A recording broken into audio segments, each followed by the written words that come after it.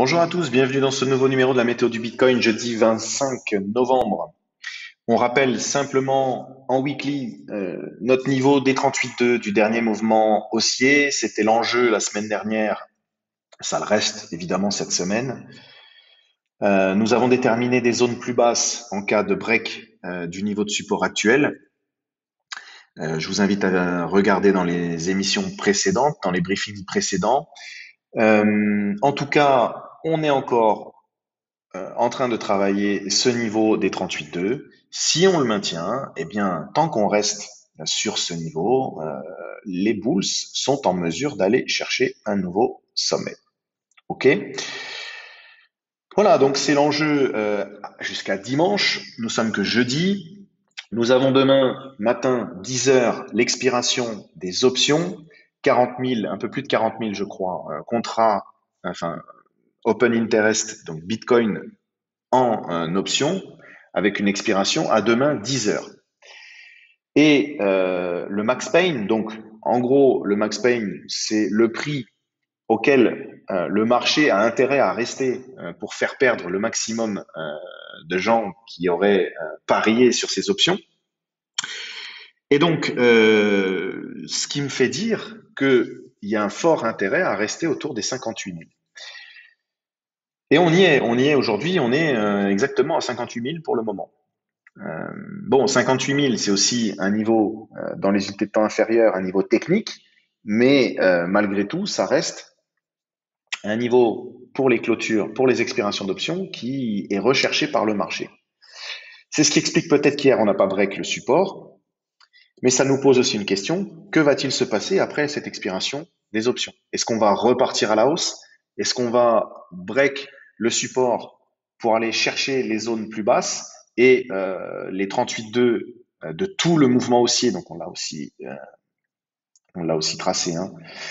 Voilà, de tout le mouvement haussier initié depuis juillet, donc les 38,2 ils sont au 53 800. Est-ce qu'on va redescendre d'un étage? Ça, on verra demain. La journée de demain sera importante après 10 heures, donc après cette clôture. Moi, je pense que on va rester aux alentours des 58 000 jusqu'à demain. Voilà. On repasse en daily. Donc en daily, un plat. Donc en daily, intéressant de constater que nous avions cette divergence. On en a parlé dans les briefs précédents. Les divergences en daily sur le BTC, c'est assez rare. On en a une, elle est confirmée. C'est ce qui permet également bien de remettre en place un mouvement haussier. Voilà. On voit que eh bien notre support il tient, hein. Hier, gros mouvement baissier. On y a cru, hein, on y a cru au break. Et puis on est venu pile s'arrêter sur les niveaux importants. Et c'est reparti à la hausse. Le support a une nouvelle fois été défendu par les bulls. Il faut savoir que beaucoup de gens attendent à ce que ce support se break. Beaucoup de gens attendent BTC plus bas, sur les 54, sur les 53, voire plus bas. Et ben, le marché fait rarement ce qu'on a envie. Donc, si les gens l'attendent plus bas, le marché il va aller plus haut. Voilà, c'est aussi simple que ça. Et c'est pour ça que également on ne break pas ce support. Et moi, je pense également que les options ont un rôle à jouer dans ces mouvements de marché. Bref, on connaît nos niveaux techniques en daily. Maintenant, au sud. Maintenant, au nord, nous avons notre Tenkan qui est situé aux 58 000, donc qui pour l'instant bloque et rejette le cours, hein. C'est assez logique. On va pas la passer aussi facilement que ça. On a également notre niveau des 58 352 ici, puis notre zone anciennement support qui a permis donc la mise en place du W en H4 et le reversement de tendance baissière pour repasser sur la tendance haussière et faire le nouvel ATH. On a déjà parlé de tout ça bien sûr, mais en tout cas c'est cette zone. Donc cette zone, elle est extrêmement importante à reprendre et elle va être difficile à reprendre. On est au contact de cette zone en daily, c'est une très bonne chose. On verra demain. Alors aujourd'hui, il faut qu'on tienne comme ça, et puis on verra demain dans la journée, ce que le marché va nous proposer. Est-ce qu'on va continuer ce mouvement haussier, c'est-à-dire qu'on aura trouvé un bottom ici et on repart à la hausse. On voit qu'on est en train de renverser la tendance baissière, hein. Évidemment, pour renverser cette tendance baissière, il faut aller faire un nouveau sommet. Mais bon, voilà, c'est plutôt correct. En H4, on voit effectivement qu'on a tenu ce niveau, donc les 55 837. Donc c'est notre dernier point bas, et on est reparti à la hausse. Donc on a notre Tenkan qui se remet à pointer vers le nord. Si ça continue, on va recross bull notre Kijun qui est à plat, donc au 57 600, allez au 57 680, qui a été reprise, retestée en tant que support et on repart à la hausse, là sur la bougie actuelle. Évidemment, on bloque sur notre MA50, là encore, hein, MA50 qui rejette. On va pas la reprendre tout de suite. Et puis, on voit que, bien, en plus de nos niveaux weekly, daily et de notre zone maintenant résistance, on a le Kumo. Et le Kumo, ben, il rejette le cours pour le moment. C'est un Kumo épais. Euh, voilà, on a beaucoup de résistance au nord. Mais si les bulls reprennent le contrôle de ce mouvement, eh bien, c'est pour aller pousser là-haut et franchir, au moins reprendre les 38,2 de ce mouvement baissier.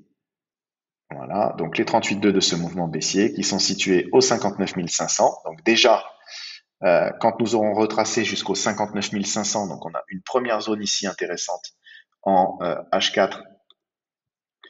Donc c'est ici, hein.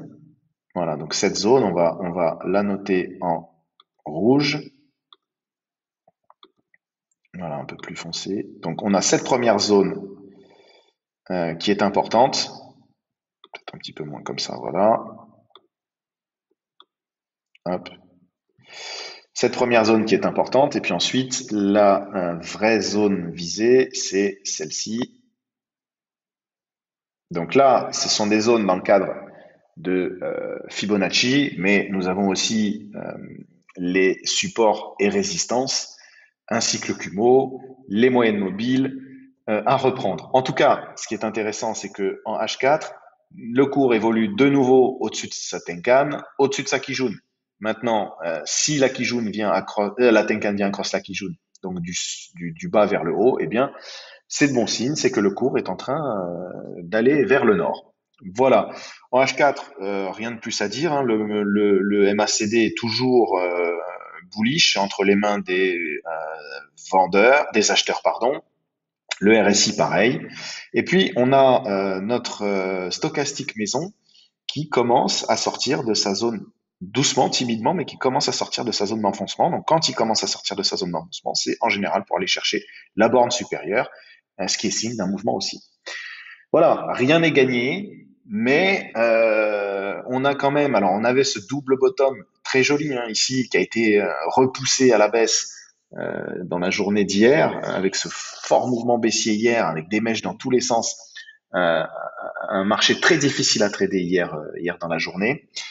Et puis sur la fin de journée, on a eu un mouvement assez intéressant.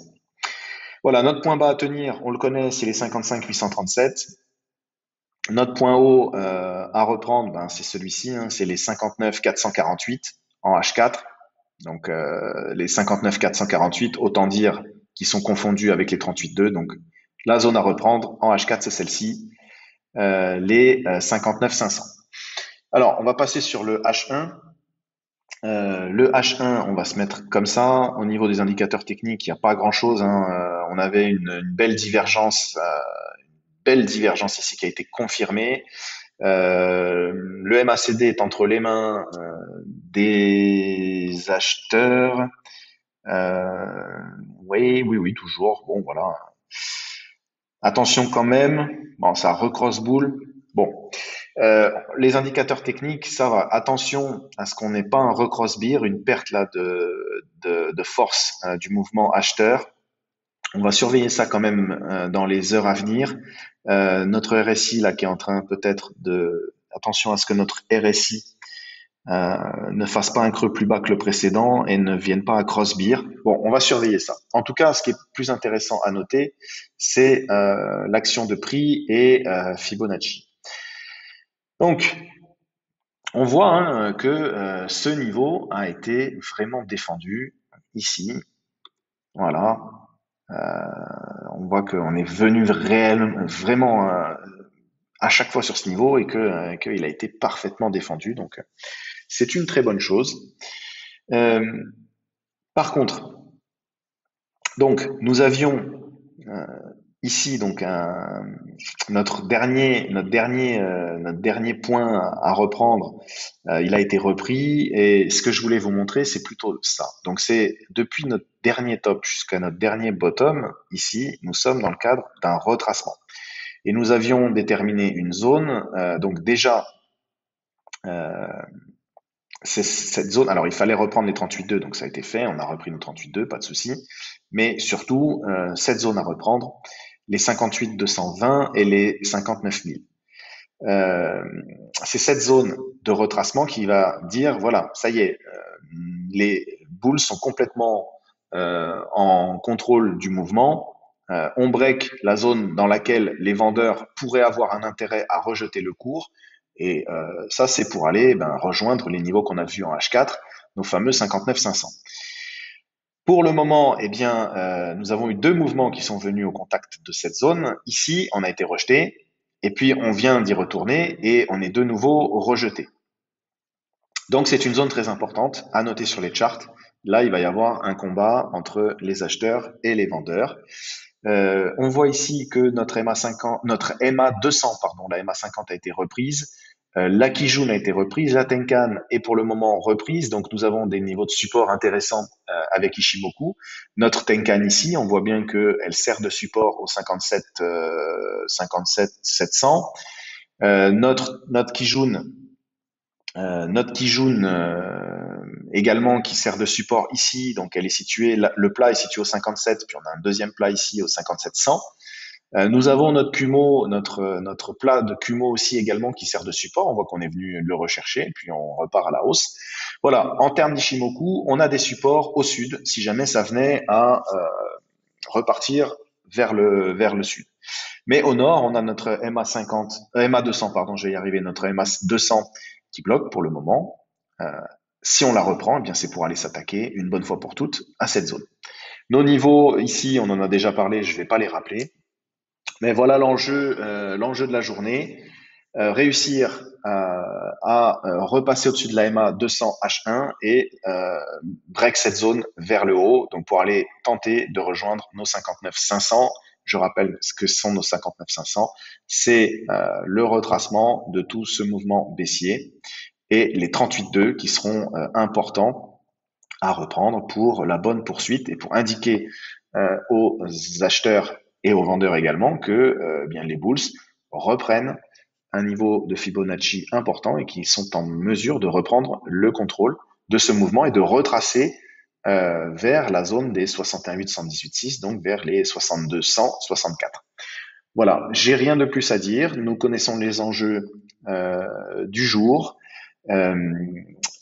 Euh, si la situation venait à changer, eh bien, nous referons une petite update. En attendant, je vous souhaite une bonne journée. Je vous dis à demain.